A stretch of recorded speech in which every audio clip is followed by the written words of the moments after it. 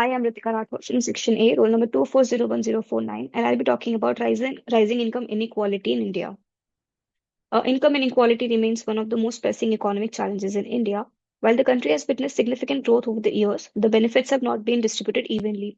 A small percentage of population enjoys immense wealth, while millions struggle with inadequate incomes and poor living standards. The top 10% of population holds over 57% of the national income, while the bottom 50% accounts for merely 13%. So the causes of rising income inequality are as follows. Wealth concentration. A small group of wealthy individuals and corporations control a disproportionate share of resources. Urban areas like Mumbai and Bangalore see booming industries while rural regions suffer from underdevelopment. Over 80% of the India's workforce is in informal sector, which means they have low wages, poor working conditions, and no social security. Then comes gender and social disparity. Women and marginalized communities earn significantly less than their counterparts. Quality education and healthcare still remain inaccessible to a large section of population, and rapid technological adoption benefits skilled laborers only while reducing opportunities for low-skilled laborers. Talking about the historical context, so post-independence, which is 1947 to 1991, India adopted socialist policies with land reforms and nationalized industries, as we have studied in the due course of our IEP classes. However, economic growth still was sluggish, and wealth redistribution efforts were very limited. Then came the phase of economic liberalization in 1991, where reforms brought in foreign investments and private sector growth. While the urban sectors thrived, rural development was still lagging behind, increasing this gap. Post-globalization era saw technological advancements which boosted productivity and corporate profits, but it failed to create proportionate employment opportunities for rural areas. Talking about the impacts, so first is poverty and social unrest. Rising inequality leaves 230 million people below the poverty line, increasing unemployment, social discontent, and the risk of civil unrest. Then comes economic growth hindrance. So unequal income limits consumption, reducing GDP growth. The World Bank reports that low-income groups spend 90% of their incomes on essential, which means there's literally no luxury for them to save to increase the standard of living.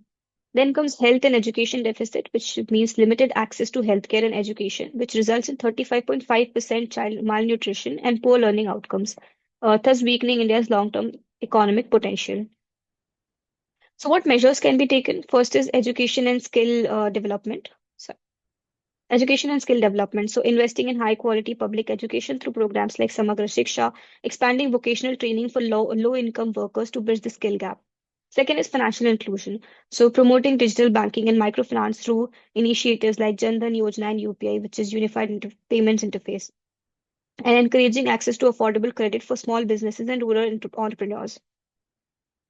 Expanding rural employment programs like Mahatma Gandhi National Rural Employment Guarantee Act and supporting labor intensive industries to create formal job opportunities will help bridge the skill gap.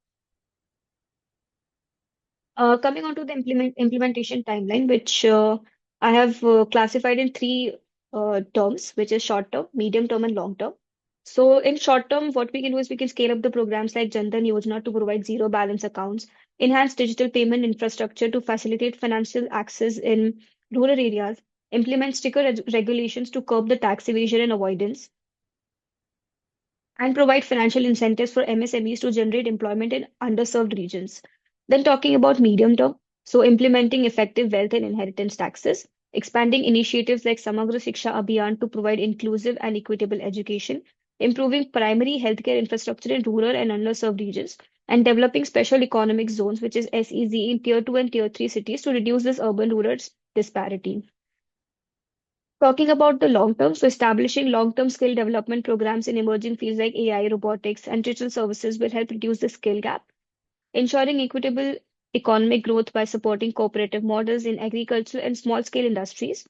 Then establishing an independent monitoring body to evaluate the impact of inequality reduction programs. Coming on to the barriers in implementation. So first is political resistance. So wealth redistribution and progressive tax measures may face opposition from powerful leaders. Second is corruption, which is leakages in welfare programs can reduce the effectiveness of these programs.